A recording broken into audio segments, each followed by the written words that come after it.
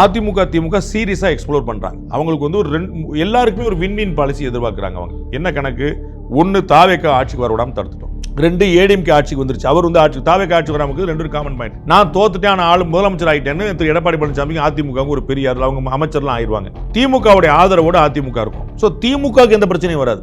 இந்த கடந்த 5 ஆண்டுகள் திமுக நாள் தப்புச்சுன்னு ஒரு பிரச்சனை வரும்ல.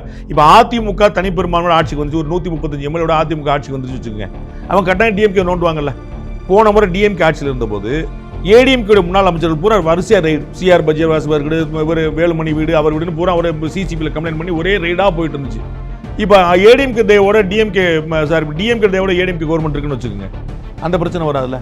இப்பயுமே கூட திரு ஸ்டாலின் ஜெயிச்சிருந்தாருன்னு அதிமுக தேவையில திமுக ஆட்சின்னு போயிருக்கும். திரு ஸ்டாலின் அவருடைய குளத்தூர் தொழில் தோற்றதுனால திரு உதயநிதி வந்து முதலமைச்சராக கேட்டுட்டு திரு இபிஎஸ் கேட்க முடியாதனால அவங்க வேற மாதிரி வச்சுருக்காங்க. நீங்க முதலமைச்சராக நாங்கள் சப்போர்ட் பண்றோம். அப்புறம் எப்பனாலும் அவங்க ஆதரவு வாபஸ் வாங்கிக்கலாம்.